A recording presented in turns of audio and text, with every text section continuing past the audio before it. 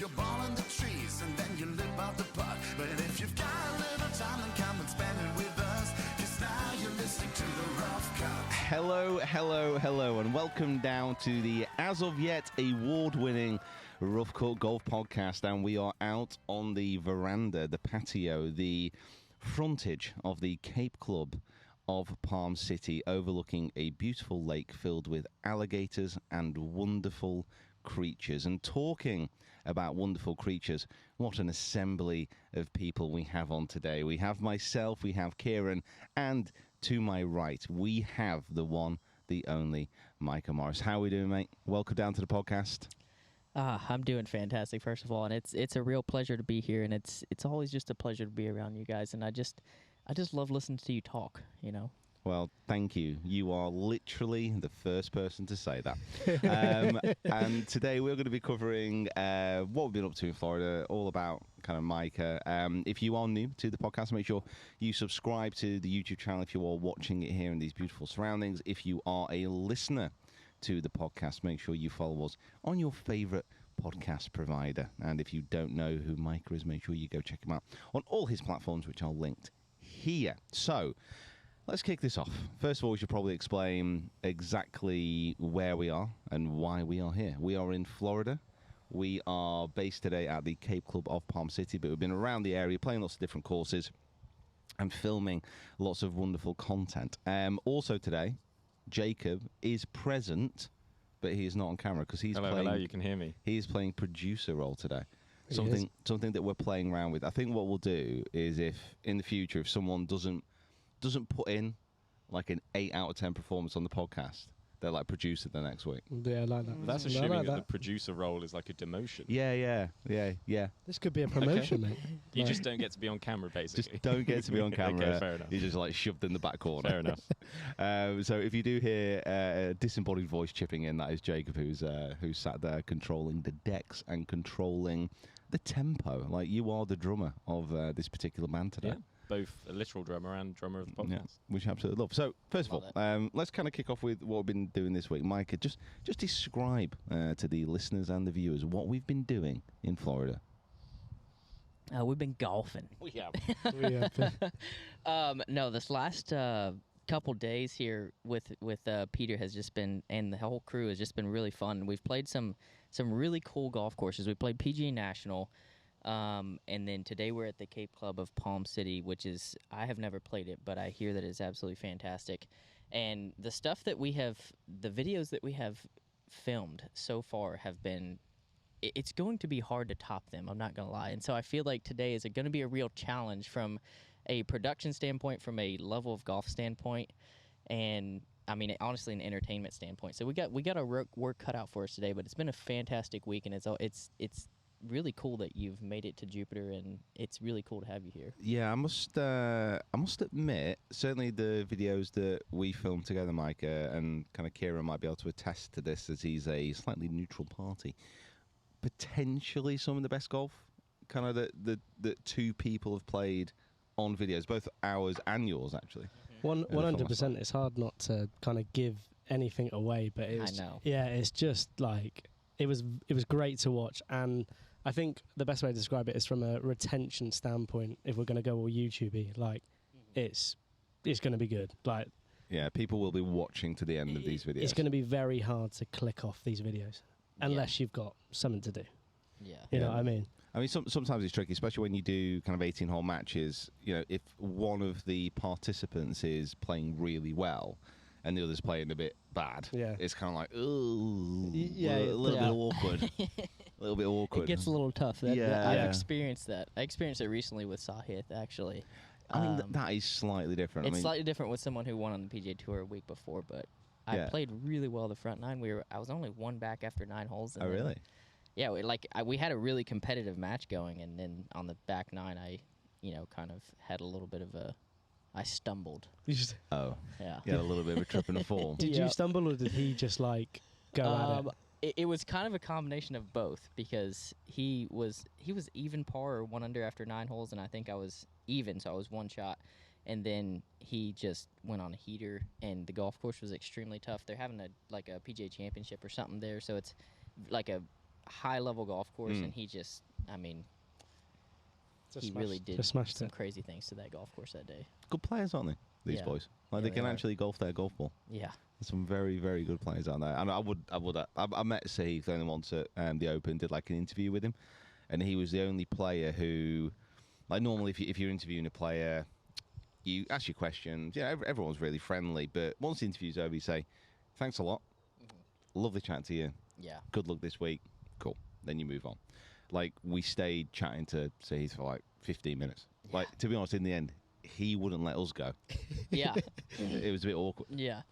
And I don't want to linger on this too long because we got things to get onto, but he's just to kind of share with you guys how much of a humble person he was and just a great personality. He won in California. He drove from California back to Houston, Texas, which is probably a 2.5-day drive at least. And then 2 days later, he gets up, he drives from Houston all the way back to Dallas, which is 3.5 hours. And he plays 18 holes with us. He stays the night. He plays another 18 holes the next day, and then goes back home. Yeah, it's Love Just that. and he loved Crazy. it. We had so much fun, and he's just such a humble, like, so fun to be around. Great personality. Just, I mean, I ask him tons of questions, and whenever I get around a really good player, like, I just love to take all the information that I can from him, and just a great guy. So if you're not following Sahith, you should be a Sahith fan. Absolutely. Did you utilize kart cam? I did, yeah. Yeah. Yeah. Cart cam, not buggy cam. That's a new thing for you this week. Honestly, it's my new favourite thing. Wait, y'all haven't done cart cams? Until this trip, no. Yeah, No, are you serious? because Yeah, we normally walk. Yeah. So we normally walk everywhere No, in the we UK. do cart cams every single time. Yeah, Yeah. yeah. I mean, it's the one advantage of having your bottom transporter around the golf course. You know, Yeah. you don't, it's unhealthy. You don't lose any weight. And, you don't feel that connection to the golf course than you Yeah. otherwise would. But you have the option of kart cam. Yeah, So, and you love it now, don't you? yeah, I absolutely love it. You were kind of a bit on the fence about it the first time we used it, and now Yeah. you're like, yeah, There I'm was, into this. Yeah. there was something about it where I was like, you know what, if a camera's like in the cart with you, it's a bit, I just want some time on the golf course where I'm like, I don't have to talk to a camera. I just Yeah. want a little bit of me time.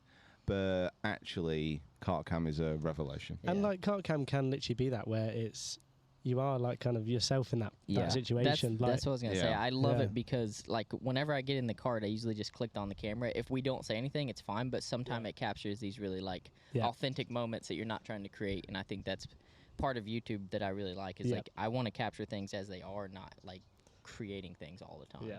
See, it's just great. Yeah. I've I done mean, a full since we've been at this for so much longer than you guys, I mean, you guys are just picking up on the information, all the tips and tricks on being a YouTuber. Yeah. Every day is a learning day. That's what I say. Done a full 360 on it. Right, so we have some talking points for the podcast, and producer Jacob is going to hit us with the first little chatty point. What's it going to be? Let's go, Thank you very PJ. much. No, obviously you guys have been spending quite a bit of time together this week, but I just wanted to kind of bring back and refresh your memory maybe on the first time you guys met, which I also believe is the same time I met you in St Andrews, which I think also is probably one of the highlights of my YouTube career in introducing Micah to a certain place. Hopefully we'll come on to that in a moment, but you guys played St Andrews together the day after the Open. What was that experience like? Yeah, I mean, I'm pretty sure that we took you to sample the culinary delights of St Andrews before we played the old course. That was after. It was after. Yeah. So it was late at night. it was the 150th Open. It was a seminal moment in golf.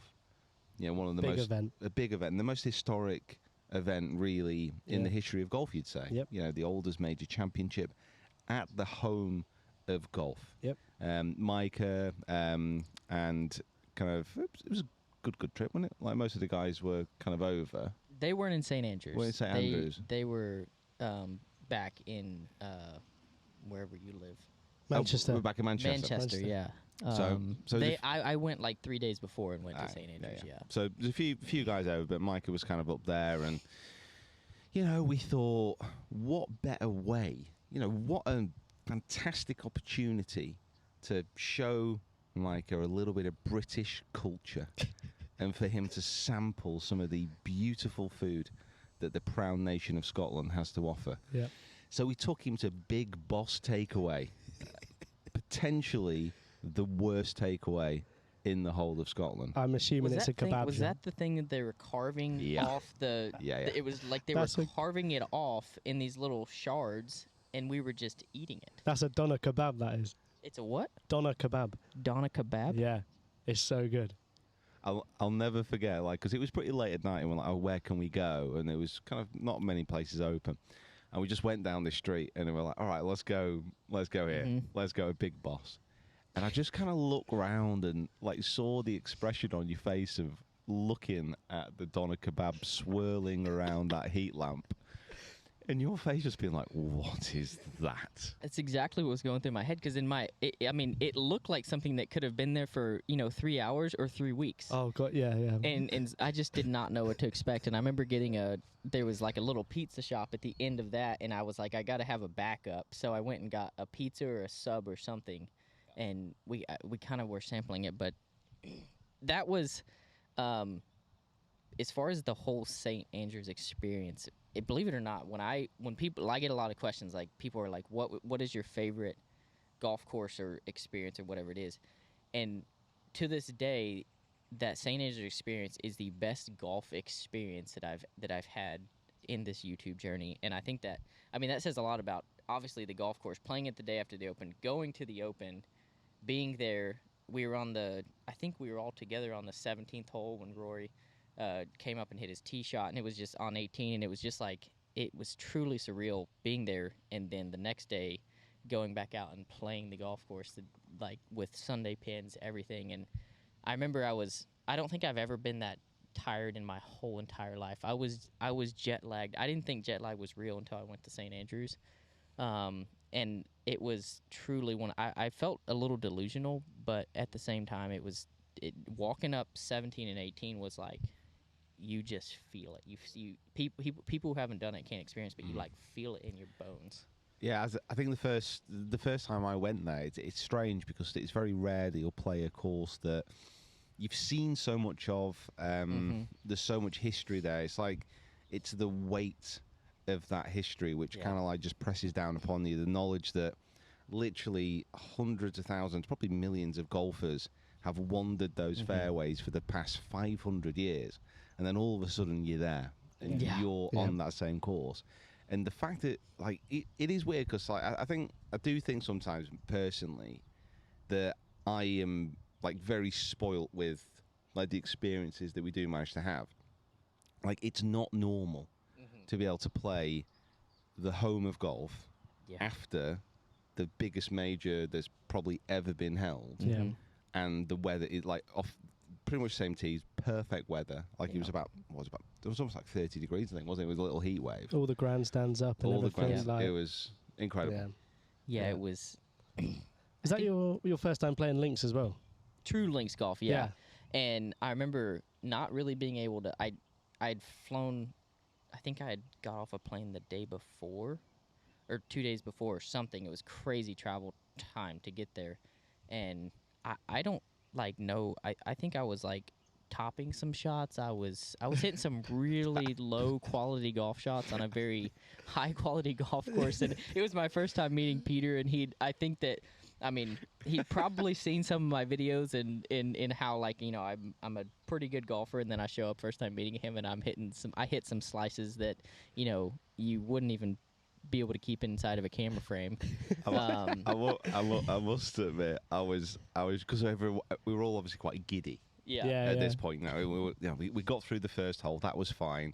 That's where the real nerves are. And I was like, oh god, this is so cool. The grandstands are up. Obviously met kind of Micah a little bit when we took him to Big Boss. And I was like, oh, this is such a nice guy. But I'm really looking forward to kind of seeing him play. You know, he absolutely smashes it. And then, like, on the second tee, pulls out a new driver. Yeah, like, I had never hit it before. You basically took the plastic off it. Yeah, that was... And it was like, oh yeah, I've got this new driver, you know, I've got the shaft in. Shaft costs about 12 grand, you know. It's this new driver head, and I'm like, oh my god, like, a couple of practice swings, like, it's like 120 miles an hour pumping. I'm like, oh my god, this is so exciting. Oh. And then he steps up. He just hits the biggest stone cold top you've ever I seen. topped it into the grass, and there, I mean, and it was not just me and you there. We had, it was Jake was there. We had like Seb was there. His video people. I had my wife there filming. Like there was just 10 people, and I'm on the second hole of St. Andrews, and I top a driver into the grass. And the worst part is, I decided not to hit another one because like. You know, me being, I don't competitive or whatever it is, I go up in the grass and I'm still trying to hit it. Yeah. I think the term after it is a pregnant silence. Yeah. When it just weighs heavy because I was a bit giddy. I just wanted to laugh. I wanted to like break it. We probably weren't quite there in our friendship. That's the thing. I wanted to have like a really good like laugh and like slap Micah on the back and said, there we go, great shot. And I was like, I don't know how he's gonna react. I don't know. And I think the very next drive I slice it out of bounds.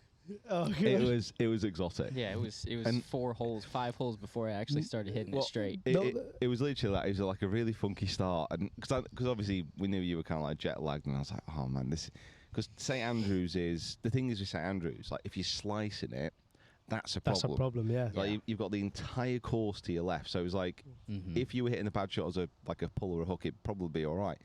Because that slice was happening, it was like, oh no. And then we got to, I think it's the 6th. Pretty sure it's the 6th. It's like a 400-yard par 4. Yeah. Then all of a sudden you connect with one and whack it on the green. Yeah. And I'm like, whoa. That was where Hello. a little bit of me started to show up. And I think from 6, all the way out, I played some decent golf, but I mean, incredible golf course. And I think it's so weird when you have that type of experience. You show up to that course, you're taking it all in, you're seeing the grandstands, there's so much happening, then you kind of get off to a rocky start like that. It takes a lot of just like, okay, it's like this is just golf, like you have to enjoy the experience. You got to kind of take some of the focus off of like how you're playing. But a lot of people, I've had to learn to get in those positions, it's like you enjoy the experience. You're going to always be able to play golf, but you're not going to always be able to play St. Andrews. Yeah, so. That's a great way to put it. Yeah, and it's right. Like we will literally never have that experience again. Right. Like that will never happen again because it was such a moment in time. And it is right. You just got to try and kind of take it in and enjoy it. And we did. I think we had a very, very enjoyable time. It ended up really nice. And I think Rick showed up on the 11th hole or something. Yeah, he was still bladdered. Yeah, he was like drunk or something like that. I'm pretty sure he was wearing sunglasses, and it was real shady outside. So I think we knew that something was up. I mean, behind those sunglasses, his eyes were closed. It was like a 7-day. He just went off. He went off that trip. He just went off. Yeah, it's almost like his holiday, wasn't it? And then a year later, here we are. I know. Like, I'm thinking about that, and I'm thinking, it's only been a year. Yeah. And I feel like so much has transpired just in the golf community, in the YouTube world. It feels like 5 years of progression, like, has happened in 1 year. Yeah, it's just been so intense, hasn't it? Like, if you think about everything that's happened in that time period, that was just for us and obviously for Micah as well, all the places they've been, all the content we've done, everything that's happened. It's bbeen... And like YouTube as well, like YouTube golf in general, it's just shifted, isn't it? It's like it's absolutely blown up. Blown up. So it's like, it's a lot's happened. So, but yeah. So I was going to say, because when, like with the YouTube side of things, so, again, it is mental thing to say the year ago, because when did you kind of like, because if you don't know, kind of, if you've not seen Micah before, please go check him out. So Micah, part of Good, and then kind of stopped in, I want to say December? It was August of last year. August of last year. So it was August, it's 2023. So it was August of 2022 is when I stepped away. And then started kind of like your own channel, own journey. I like how you keep calling it a journey, by the way. Yeah. It's kind of gets me on the road. It's a great word. Oh, yeah. I'm going to be carrying on. So, we started Good in 2020. I was one of the original founding members, I guess you could say, of Good, and it was an incredible journey for right about 2 years. And then I stepped away August of 20. It's been a year, and I had my channel. I posted one of my first golf videos. I think it was like August, September 2020. So I had been growing my channel, and then just kind of, some different things transpired in the way that I was growing and the way that they were growing. I feel like we just kind of were in different directions. There's kind of a lot there, but I feel like the best way to put it is I just kind of had a different vision for my career and where I wanted to go. And obviously, they're probably the biggest brand in golf right now when it comes to golf YouTube. I'd say so. As Yeah. far as like their reach. So I'm really proud to have been a part of it for the time that I was. And I think there's a little bit of a misconception that I'd left Good to turn pro. And that is actually not at all true. It was, just other things that are probably not even worth getting into. But like I didn't leave to turn pro. And it's been a bit interesting to kind of see the narrative that was pushed. But I'm very happy with where I'm at and, kind of what has happened in the last year, being able to kind of grow and kind of, I mean, I feel like I've been able to stand on my own, but learning how to do that kind of as my individual brand. Yeah, it's interesting. I mean, like you said, I can't believe it was 2020. By the way, that started. That's as when well. it started. It seems Yeah. to have gone so fast. Yeah, that we posted our first video as a house tour. I think it was like September 15th or something. So is that like COVID? Is that COVID time sort of thing? Right after. Right. Well, it was right after. I mean, it was the heat of COVID, but it was like right after COVID started. Yeah. COVID started at the beginning of 2020. Yeah. And then we started the Good channel September. And it was weird because obviously COVID, it's always a weird thing to kind of like talk about because COVID obviously was disastrous for most of the world. Mm-hmm. Yeah. Apart from golf. Yeah. Yeah. There's no denying that because of golf and how it's a sport played out in the open, it was the first thing that people could do, and it was the first thing that, like, if you played other sports, you could get into. Yeah. Yeah. And like for the golf YouTube kind of ecosystem, it was massive as well. Like every single channel, like experienced this huge growth and this huge kind of like spurt of momentum. Yeah. So, it was a crazy time to start, but also like a fantastic time to start. That grew so quickly, and I mean, I think we like going off kind of on your own and kind of being your own kind of entity. It's got so many benefits. It's got so many challenges. Yeah. Like doing everything on your own. I mean, what's it actually been like starting like your own videos and like coming up with your own ideas and kind of what's the plan? Because I know you are playing in kind of like pro events and all that kind of thing. Is it more? Are you going down that like performance route? Do you really know yet? Yeah, I think this year specifically has been really like interesting. It's been really great. I feel like I've grown a ton. I feel like I have some great partnerships, but we're kind of in a little bit of a transition, kind of a somewhat of a rebrand of like kind of establishing like what I'm doing and why I'm doing it. I'm very vision focused. I have a really hard time doing things when I'm just like, oh, I'm going to go out and try to like produce the next banger video. Like if I don't have a plan, if I don't have a vision for where I'm going, it's really, really difficult for me. And this year has kind of been just been in a little bit of a cycle of just like, okay, what's the next video that's going to get views and help the channel grow, which is some people, they're kind of wired that way. And that's kind of how they operate as a brand or a YouTube channel. But for me, it's been a little bit difficult because it's like I want to play pro golf. I want to see where I can go with it, and I don't think that I'm anywhere near like the level of being able to compete on the Corn Ferry Tour or like that at the moment. And so I think where I'm kind of headed is like I want to continue to grow the channel. I want to continue to put out like competitive content. That's like my wheelhouse is competition. Like I don't like doing really any of the gimmicky stuff or like challenges are cool, but like competition is my favorite thing by far. And so I think that kind of moving forward, it's going to be very focused on competition and then like the journey to pro golf and like what kind of everything that entails.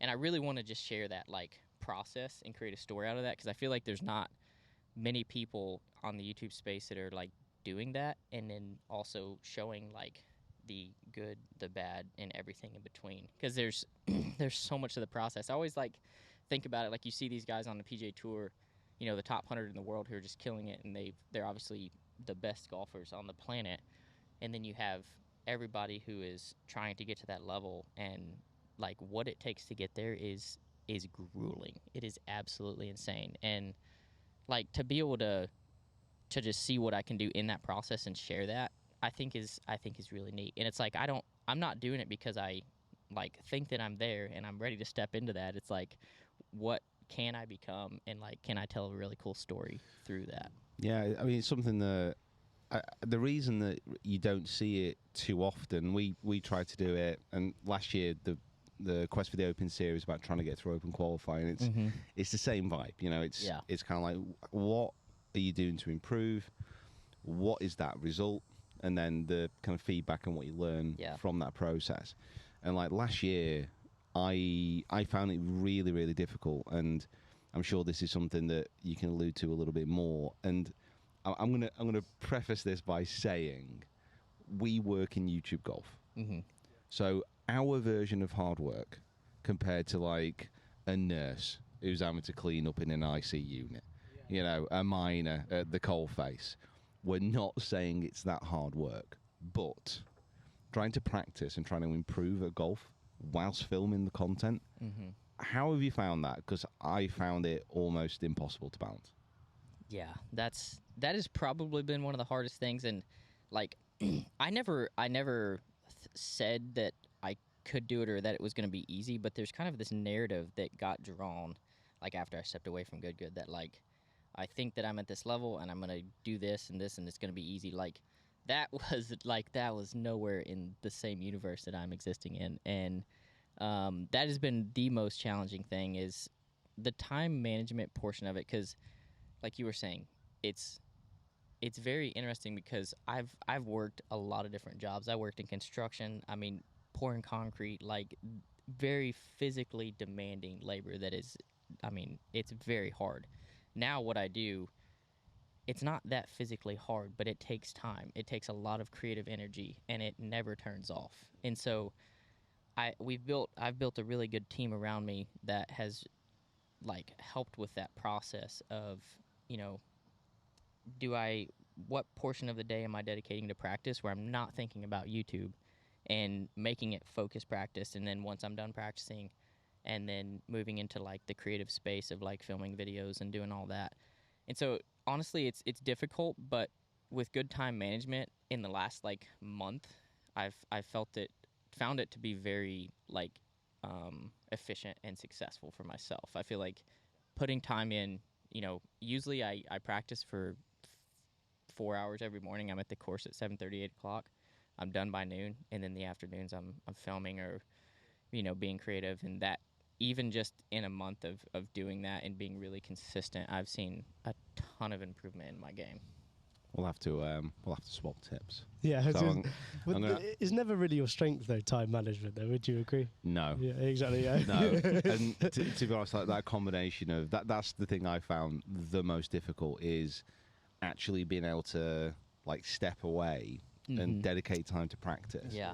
Because it's almost like you almost feel like you're having time off. Like you're not. You're working on your game, which will obviously pay dividends for the videos. Eventually, it's going to make it better. But it is very much like if I spend 4 hours practicing here, I could film a whole video then. Yeah. I suppose you're right. And what I was going to say to that was, I think if you're going to get up at 7:30 in Manchester, is very different to getting up at 7:30 in Florida. Yeah. I can't see a difference. Yeah. And also, like another thing with that is like understanding the value of understanding the things that you value most. Because like for me, I know what I can do. Like I know what I can do on YouTube. Like in how many videos I can post and like the type of content I can post that will make a lot of money. And I think that like discerning the value of like money versus like chasing a dream, and like making sure that like, because money can't be a dream, that can't be something that is like a fulfilling purpose, because I mean having money is great, but making money can't be a dream. And I feel like discerning the value between those things of like, okay, I know I can do this and make a lot of money. I know if I pursue pro golf, it's not going to be as much money in the present. I don't know if it's even going to be money in the future, but that is a vision, that is something that is in my heart that I know is rewarding. So it's like money can always be made. There's so much money like everywhere, but it's like discerning the value between, you know, how much do I value money and how much do I value like a passion and chasing a dream, and making sure that there's a balance between all those things. Well, That was good. That was very, very Yeah, good. it was very good. I think as well, the thing that I'm very interested in, like I've played golf for like 12 years now, and even I still don't know the process of how you would get to being a PGA pro, like in terms of like getting on the tour. So to see that kind of like behind the scenes stuff of like these Corn Ferry tours, or even below that, is Q School? Yeah. Is it below that? Like, well, Q School, like there's 100 mini tours. yeah, and, exactly. That, like, yeah, that yeah. thousands and thousands and thousands of people are grinding on every Yeah, weekend. so that's what I mean. It's like you don't see that, and no one really posts about that, and that's so cool. It's because it's difficult. Yeah. And that's the thing. I mean, the hardest thing is certainly if you publicly talk about having a goal. If you say, I want to do X, I want to try and go through Corn Ferry qualifying, for example. Use that as your goal example. And then you document the process and you put your results out. As soon as you put a result out which isn't positive, all it's going to do is invite the people who are going to be negative anyway, they're all out there, to then jump on and say, oh, this is it's a joke, you're not doing it, yada, yada, yada. And that's the most difficult thing. Yeah. If you actually have a goal, you talk about it, you practice towards it, and then come up short, it can hurt. Like, it really does hurt, like, especially if you're doing it in the public domain. Even if you're doing it in the private domain, golf is horrible in that context, because like you spend so much of your time losing at golf. Yeah. Like the amount of times you're actually successful is so small, but that's what makes it so good. Yeah. Like, if you fail 10 times at golf and then succeed once, that once is so much better for it. But it's difficult. Like certainly putting the videos out. No, I think if you got that goal and you can carry people along that journey, I'm using it now, journey. That's a very powerful thing to do. Yeah. And it matters.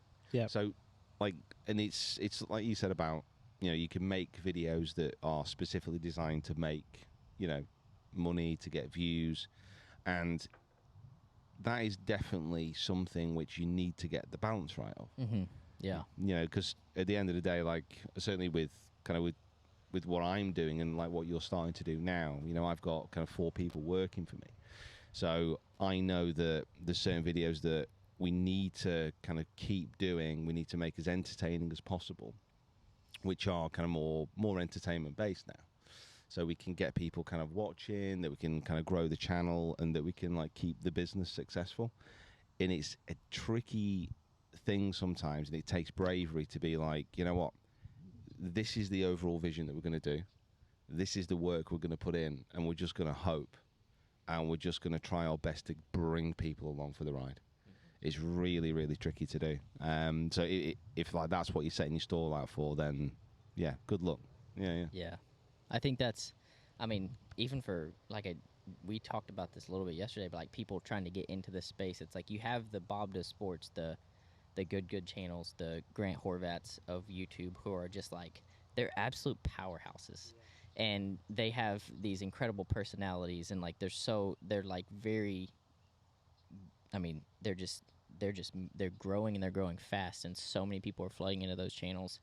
And then you have kind of like the channels that are not quite as popular, but it's like you have to just be willing to grind and then create a fan base that's loyal, and then create a story for people to follow. And I think that's like, for me, we're kind of in that place of like, we may experience some like setback, we may experience like less views, but I always want to think about long-term success versus like short-term growth. And I think that like anything that grows too fast in nature, anything that grows too fast, it doesn't last. And so I think for me, it's like learning how to think long-term, learning how to think that like, what is happening in the present is obviously important, but the more important thing is understanding like where you're going and why you're going there, and making sure that you're growing at a pace that you can keep up with. Because I never want my business to outgrow me. It's difficult. It's because like there are those like the channels on kind of YouTube, those huge. I mean, Good's a good example of like a massive brand that is kind of moving, and that's the thing. It's like this, like that's not a YouTube golf brand anymore. It's a brand. It's a golf brand. It's a golf brand. So to like, if you think like someone like a Rick or like a Grant you were talking about, and like everyone does their own thing, and it's just finding what kind of really keeps you going, what really kind of floats your boat. Yeah. That you can actually make content that you're really excited about. It's tricky sometimes because we have chats all the time about like the content that we want to try and make, and sometimes it's hard to be like, well, you know what, is that something that we really want to do, or is that something that we're doing because it's working for someone else? For someone else as well. And it's tricky sometimes because obviously we're surrounded by it, and like we watch all these videos all the time, like to actually try and find that individual kind of voice. Yeah. It's tricky. It's tricky. It's interesting, and like we're trying kind of a lot of different things to probably find what it is now. Yeah, and it's the thing as well is that like, you know how we were saying how YouTube golf's just changed over the last year. It's that like it's these new people that are coming in. Like for example, Above the Sports a year ago was they blew up in the last. Do you know what I mean? year, It's like it's crazy in that term. So like it's adapting to your surroundings as well. Like you know it's so difficult. It's completely different as well. Like when to begin with, almost all YouTubers were pros who then went into coaching videos, who then went into course vlogs, who then went into like all these other avenues, and now it's really good because it just shows like you don't have to be a golf pro. You don't have to be someone who's involved in the industry to suddenly come onto the scene and be like, okay, well, I'm going to make this YouTube channel about golf, and that's why there's so many more channels, and that's why it's really good because you're getting fresh content, you're getting new ideas, you're getting new people, and like new locations, like new. It's so much more diverse now. It's great. Yeah, you used to be able to post like just random stuff on a YouTube golf channel and blow up, and now it's like nope, not anymore. Do you remember your first video of like what was it, a chipping video? Oh my first video, It's like it's still on YouTube now. It's still on YouTube. So bad, honestly. It's oh god. Yeah, don't watch it. There's like one camera. I think it was back in the day when like 1080p wasn't even a thing on there. I think it might have been like 720. 720p, yeah. On an iPad. But linked in the top of the description. Go watch that first video. Honestly, it was horrible. Again, it's just I remember it because I remember getting there to when it was at Trafford Golf Centre. Like the golf centre opened at like 7. Like I was in there at 5:30. All the lights were on. I made sure no one was around. Yeah. Because I didn't want anybody witnessing it. It was like a 6-minute video. This was the time before you actually cut videos. Yeah. So you had to do it all in one. And it was like it took me like an hour and a half to get it right. So what you just got it no cuts. It is so hard to explain, and I want everybody to give this a go at least once. Okay. Yeah. Of putting a video out on social media, of YouTube, whatever it is, of you just talking to a camera about a subject, and how massively awkward it is the first time you do it. Yeah. It's horrible. Yeah. So it takes so long to like even like speak in a normal voice to a camera. It's horrific. Honestly, I recommend everyone does it just to experience. What's your excuse now after 8 years? I'm just comfortable with being horrific now. That's what I've learned is like you can't. I mean, there's things you can learn to be more entertaining and have better conversations, but at the end of the day, it's like you have to be willing to just like be yourself and let that be enough. Yeah, I think as well it's like from just from like a video standpoint, from like myself, Jacob, Mick, and all that. It's like compared to your first video of like one cam setup, no cuts, whereas now we've got like beautifully We're surrounded shot by iPhones. Yeah, and like we are to be fair, but like we have the sort of the big cameras and stuff like that, and just how good the production value of everyone is now. It's mad. I'm not saying us as like I aspire to be sort of better than anyone, but it's like it's really cool to see like just the value of how much it's grown. It's massive. Yeah, I like that's how you describe our production value now. Now we've got big cameras. Yeah, now we've got big cameras. We've got big zooms. We've got big zooms on big there. Big zooms, is what I mean. Yeah. That lenses, like proper big, like. Well, yeah, and like you're going to like Bermuda like next Monday or something like, and doing like a YouTube championship, like these sort of things that are just wild. Yeah, like it's mad. So cool and just so different as well. So like let's say before good like 3 years ago, like what were you actually doing? What were you up to? Like before social media? Yeah.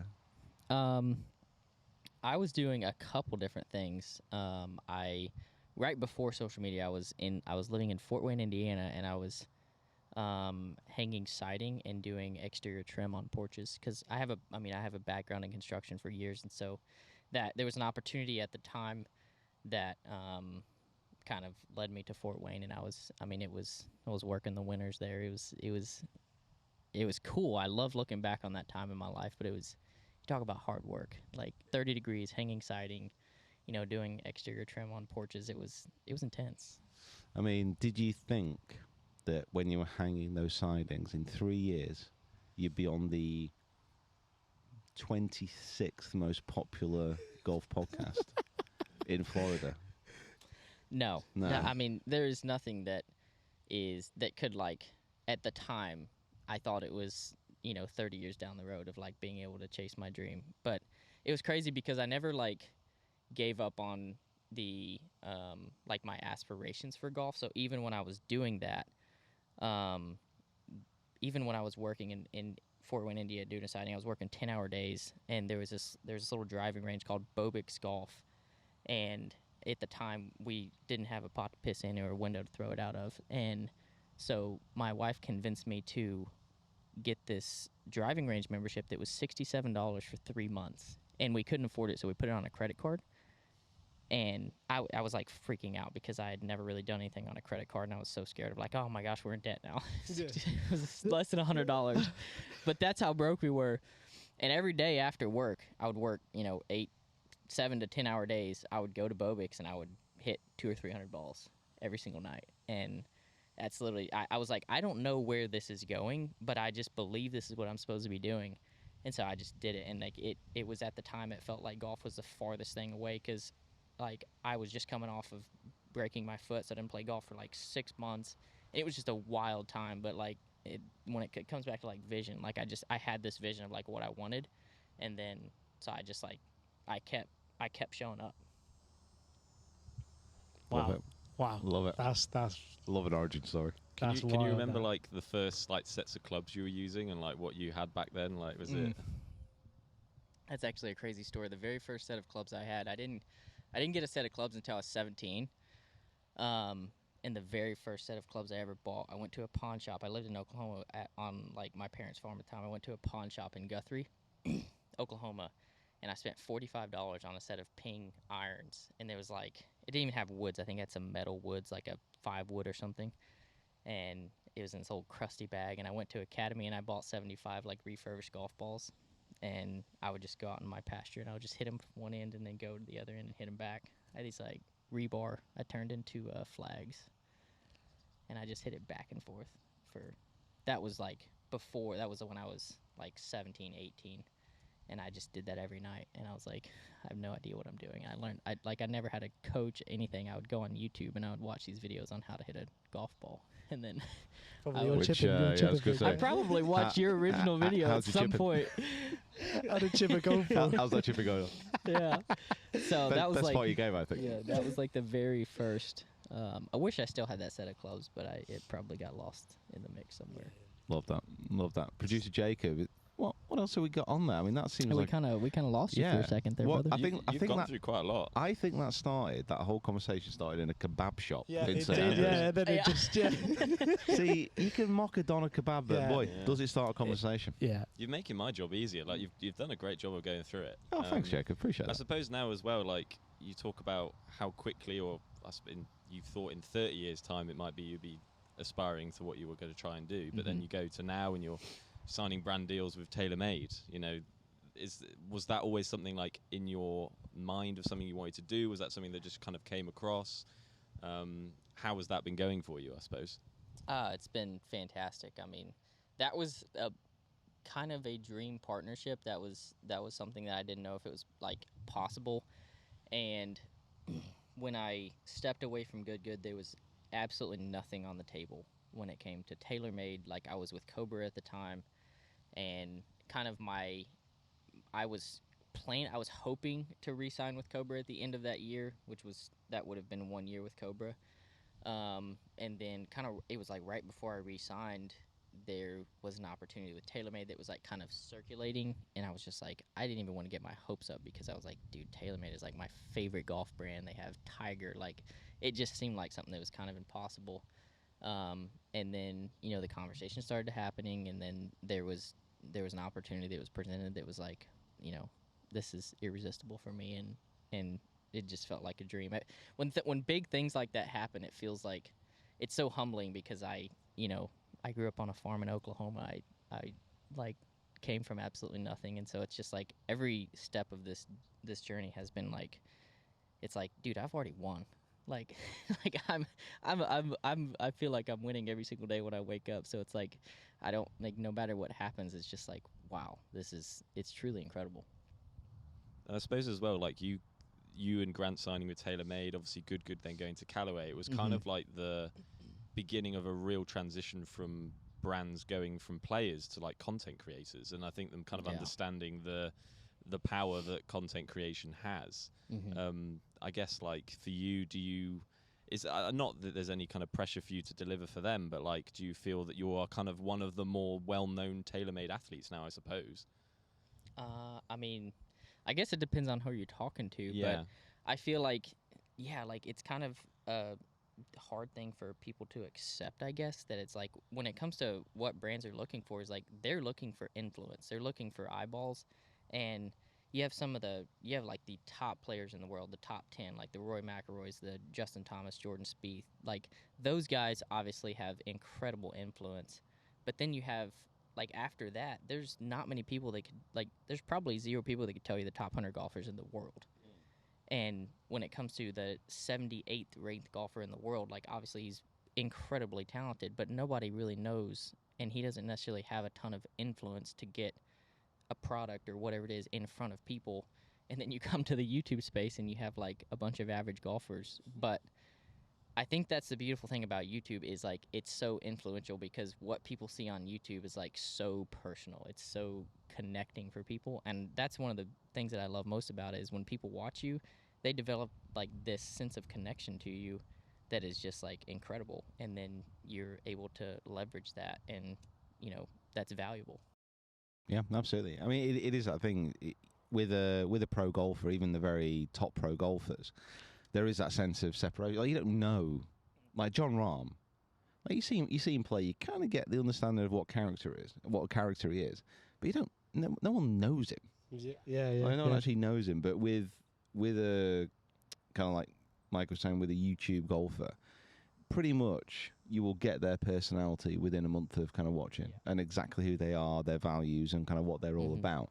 Yeah. And that's great. So when it's always been the coolest thing, like certainly whenever I was coaching, is someone would be watching the videos, they'd come in for a lesson, and they'd already know you. Yeah. Yeah. So you could start up a conversation so quickly. There was none of that real awkwardness that I used to have in lessons. Yeah. And that was like some of the best things. So people can like just like over here, like people coming up to you chatting about kind of what you've been doing and what they're up to. It's brilliant. It's the kind of the best sometimes thing. like catches me off guard, like to a certain degree. I really like it, but then you have like people just come up and they'll just dap you up and give you a hug. I'm like, all right. Like I love it, but that's how connected they feel, and that makes me feel like I'm doing my job well. Yeah. I want people to feel that connection. I want people to feel like when they meet me, they're meeting the same person in real life as they are on YouTube. Yeah. And I think we can all kind of attest to the fact that Micah is pretty much exactly the same person. I can agree. In reality than YouTube, except one big thing. Oh, you're going to talk about. He also has exceptional personal hygiene. Smells fantastic. Oh, right. I wasn't sure where that was going. I thought you were going to talk about like that riddle that he came up with the other day yesterday. No. That literally got us. No, I don't want to talk about that. We're talking about that. That went on for 3.5 holes yesterday. So long. It really like we spaced out in that time of the video. It was interesting. We put it to Jacob, and we thought, we got him there. So like 5 minutes later, he's like. He said that I'm not going to give the number away, but he said the number, and we were like, "Yeah, we got it." It's in. very disappointing. We got it in. We got it. Yeah, to be fair, you like, sold them down the river there because they were going on like they got it straight away. But I'm so happy to hear they got it. Dude, no, Peter was. It was like somebody had like busted his eardrums. Like he was like all over the place. Like he couldn't even focus. Like, in my defense, and I'm gonna back myself here. In my defense, numbers aren't my strong point. And also, I just come off the back of having like 7 Diet Cokes. You had, yeah. And a massive indigestion-inducing pulled chicken sandwich with sweet potato tots. But it was at the point where you were so hyper, and then Micah asked the question. Like, and it was smacked me in the face with a riddle, just like brought me back down to earth. I crashed like instantly. Oh god, it was awful. So funny. No, those videos are going to be insane.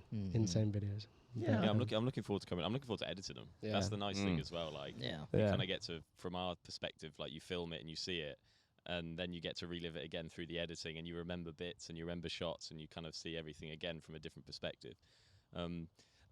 This week, obviously, we spent a bit of time with Grant beforehand and stuff, and I think I want to quote Grant by saying that he believes that Pete is one of the best ball strikers that he's ever met on YouTube. He may not hit it in the right direction, but I'm fairly sure he said that he's one of the best ball strikers. I want to know what your opinion on Pete's game is. I know you've played together at St Andrews, but like, how have you taken it the last couple of days? He sucks. He sucks. At last, the truth.